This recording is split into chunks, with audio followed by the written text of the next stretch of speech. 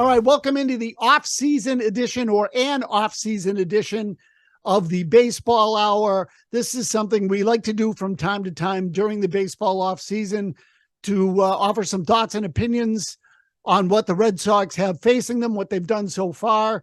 Obviously, there was a significant piece of news last week with the hiring of Craig Breslow as chief baseball officer. So I want to start there. Certainly want to get to some comments that he made both about what restrictions he may have as chief executive, his relationship with Alex Cora, and then how the Red Sox can actually build this thing or rebuild this thing into a true playoff caliber contender, and not just a playoff caliber contender, but a championship contender. I think that's what everybody's looking for. So no point deluding ourselves that would be a goal. Now, let me just say quickly, with regard to the hiring of Breslow, there were, I think, 10 candidates who took themselves out of contention or turned the Red Sox down with regard to an interview, which should tell you plenty about a lot of things. People understand what has happened here over the last 10 years in terms of the revolving door of executives who have overseen the baseball operation. They understand that Alex Cora has now outlasted 2 general managers, which is very unusual, and that clearly has the ear of ownership, and that the Red Sox are, frankly, in a bad way. And the team, the farm system has improved, but it feels like an increasingly difficult place to win. So Breslow is here almost by default as anything else. And I personally, frankly, I don't care whether he's a nerd or not. What I care is whether he can do the job. So nobody knew about anything about Theo Epstein when he was hired. He had no experience. He ended up being one of the great GMs in baseball history. We knew nothing about Chaim Bloom when he was hired. He clearly wasn't ready for the job. So anybody that thinks they can predict what Craig Breslow is going to be simply has no idea. You don't have a clue. And neither do I, and neither does anybody else. So there's no track record with this guy. There's no understanding as to how he wants to do things because he's never been in this spot. So we'll get an idea as things go along. And ultimately, what ownership is willing to do and what ownership is willing to sacrifice to get the Red Sox back into the upper tier in Major League Baseball is really probably more important. Now, whether or not Breslow can execute those things certainly remains to be seen. But I do think a lot of it comes down to ownership and their commitment to winning, something that Sam Kennedy repeated at this press conference to announce Breslow. Ownership insists that it is committed to winning, as committed as ever. I don't know how that can be true, because at the beginning, everybody has a little bit more energy and has something to prove when they take over an organization or take over a job. So things along the way sometimes can fire up a team. Hopefully the Red Sox are fired up on the ownership and upper management levels. And I think that that's going to go a long way toward determining whether they can put some big pieces in place during this offseason. Now, with regard to Breslow, one of the big questions is how ownership is going to approach him. Are they going to let him spend? What type of latitude is he going to get? I think at the beginning, and I don't know this is my gut, but I think at the beginning, he is going to have some latitude and he's going to be encouraged to be aggressive. If for no other reason than the Red Sox have no choice. They've lost a significant part of their fan base. TV ratings are down. The team has finished last in 3 out of 4 years. If they're not going to try now and they're not alarmed now, they're never going to be alarmed. So I think we are in line for an aggressive offseason, and we'll see whether or not Breslow can close any of these deals and make any of these moves. The one thing I would caution people about is that just because the Red Sox try, it doesn't mean that they're going to succeed. There are a lot of good pitchers available on this market. Some are going to cost big, big money. There are many teams in contention for these players, including big market teams. And so the Red Sox may not be able to outbid some of these teams, even if they want to. The Yankees are in. The Mets are in.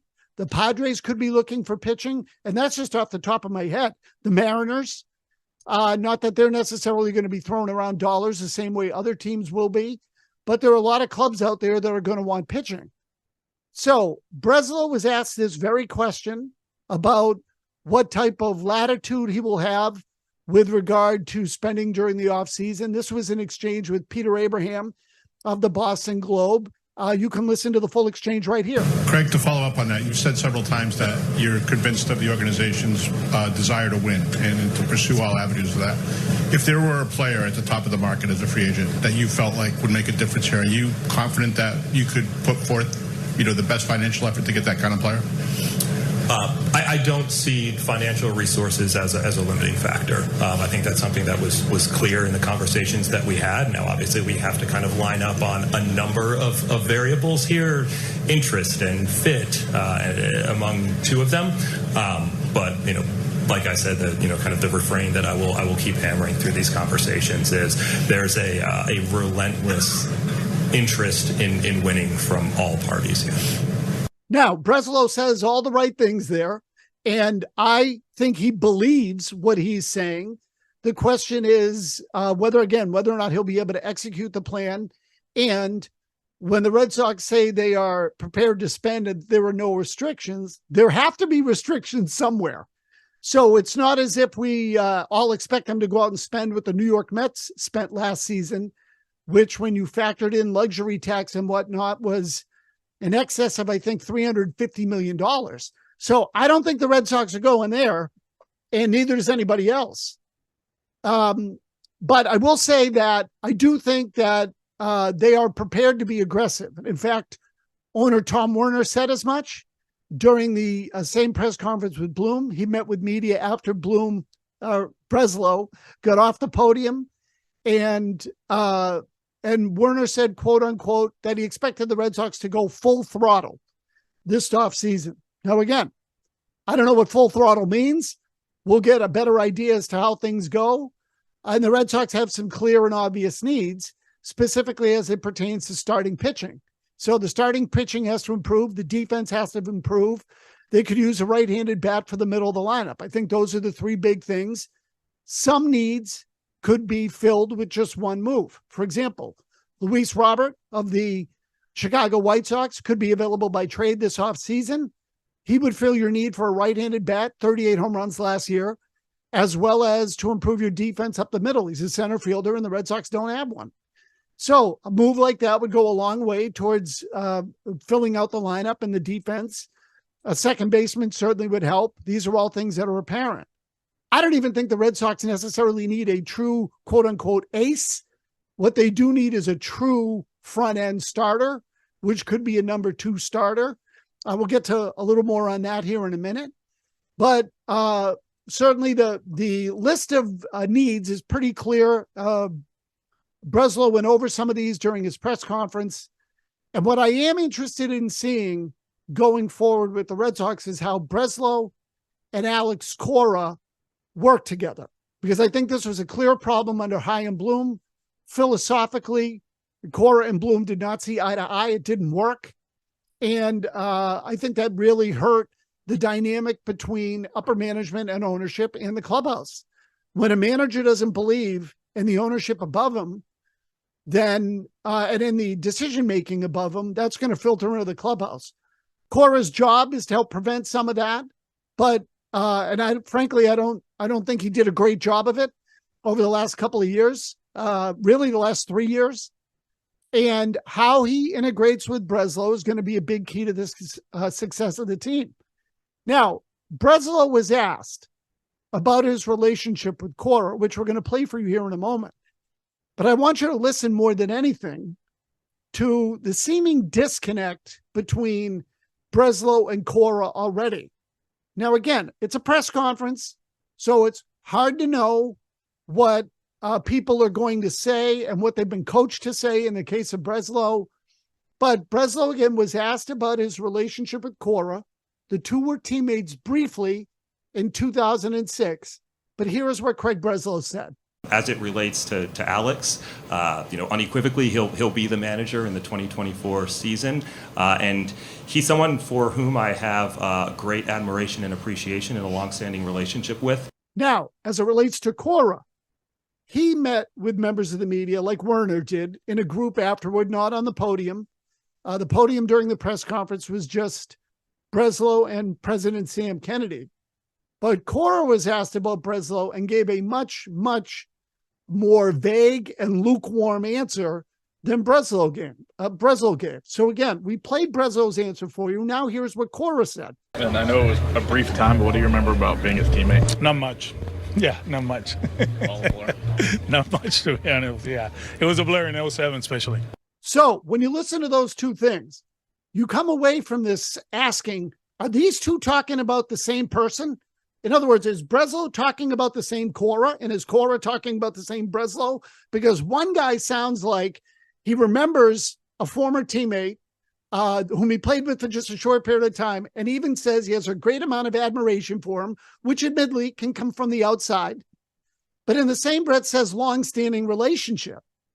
Cora is asked about Breslow and says, yeah, I don't really remember much. Frankly, I was barely around this guy at all. It wasn't very long. He even got the year wrong.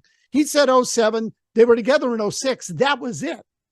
And when Breslow was here again in 2013, Cora wasn't part of the Red Sox organization then. So I think Cora's answer is the more honest of the two. I can't help but wonder if ownership went to Breslow and said, hey, look, here's what we're going to do. We want you to make your own decision on Cora. We brought him back. We like Cora. We think he's an extremely capable manager, but you make your own decision. Cora has 1 year left on his contract. One. Now, if Breslow extends Cora right now, how can he possibly do that, making a legitimately informed decision without having worked with the guy and whom the guy doesn't even remember? The other thing is they might be different people now and have different beliefs than they did 17 years ago. So let's not delude ourselves into thinking that somehow these guys have been on the phone together, lining up their philosophies over the past 17 years when Cora barely remembers them. So I think that Breslow was trying to just fulfill what ownership wanted to portray, which is that there was a relationship there. They certainly played up the part of the fact that Breslow had a Red Sox career and had played in the city and lived near the city, when in fact, Craig Breslow didn't really have a huge experience here at all. He had an okay experience. Don't get me wrong. When I say okay, I mean in terms of the length of time. So I think that was all bullcrap, frankly. I don't think there is much of a relationship. I think the better thing to do for the health of the Red Sox baseball operation would be to let Breslow make this decision and let him make it halfway through next season or after the season, to go to Cora and say, listen, I want to give it some time. Let's see how it goes, and then we'll make a judgment.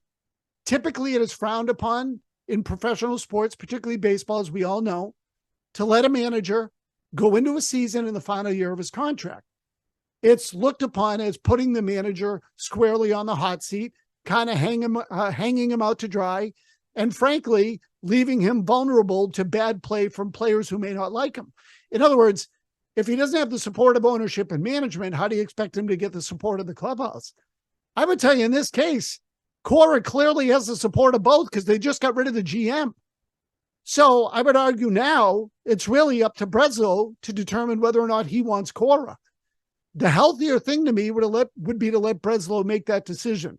So just keep an eye on whether or not Cora gets an extension for Breslow before the start of the season or during the offseason at all. We'll get a much better understanding there, and certainly the two will have a little bit of time to work with one another. Now, we're going to take a quick break here, but just one thing I do want to get to is the Red Sox needs on the field and how realistic it is to think that they could become a contender as quickly as next year. And I actually think there is a good precedent for this, and a team out there that had success in 2023 that should be a good role model for what the Red Sox should and can accomplish in 2024. We'll get to that next. All right, welcome back. Just a couple of quick things here before we let you go. The Red Sox needs, again, for this offseason, pretty clear. Starting pitching, right-handed bat, defense, not necessarily in that order. And I think we all feel like, all things considered, the offense is going to be okay. The Red Sox have a good start on that.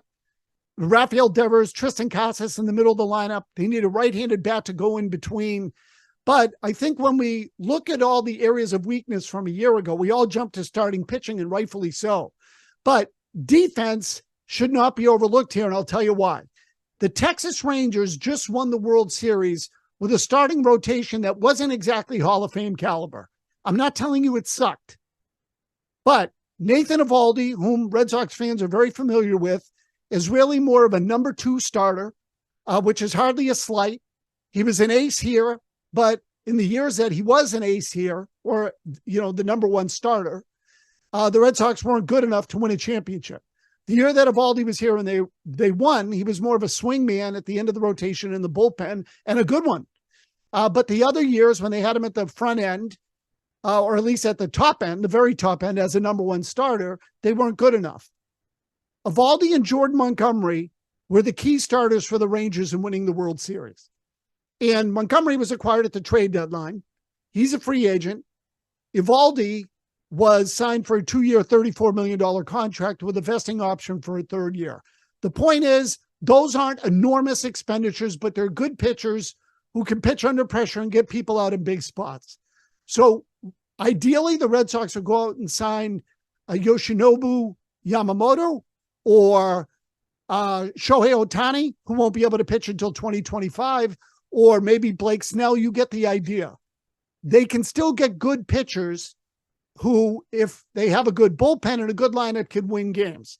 The one variable that Texas absolutely had, and it's probably been underrated, that the Red Sox did not, was defense.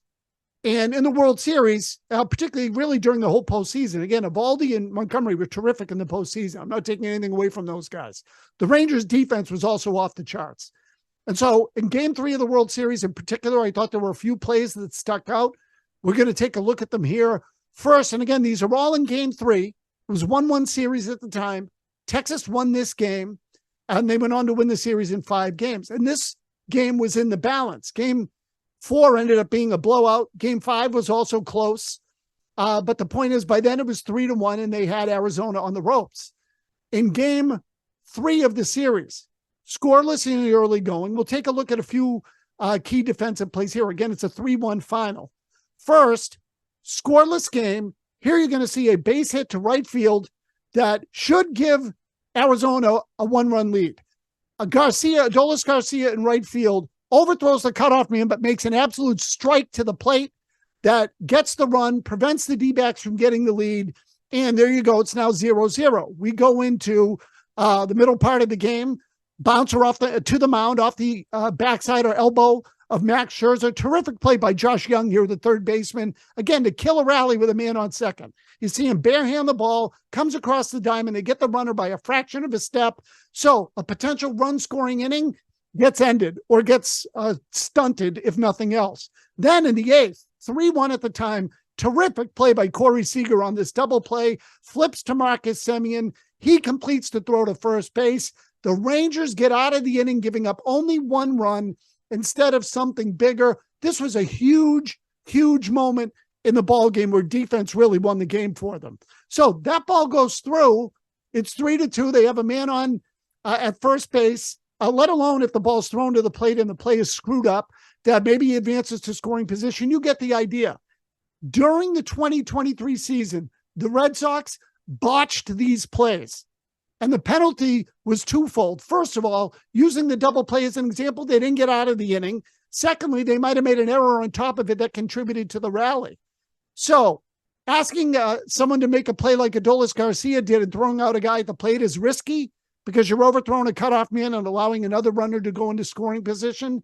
But the other ones are all demonstrations of good defense that not only prevent the other team from scoring, but again, if you botch the play, can snowball and lead to a huge inning in which the opposition scores multiple runs. That was something the Red Sox were really vulnerable to in 2023. So long story short, these are the needs for Breslow going into 2024. And he's telling us he can spend money. He's telling us that Cora will be the manager. I would keep an eye on all of these. Keep an eye on the spending. Keep an eye on the relationship with Alex Cora. Keep an eye on what improvements the Red Sox make to help both their offense and their defense at the same time, because those will go a long way towards determining the early returns on Craig Breslow as chief baseball officer. Anyway, off-season version of the Baseball Hour. Thanks for watching and listening. We'll catch you next time.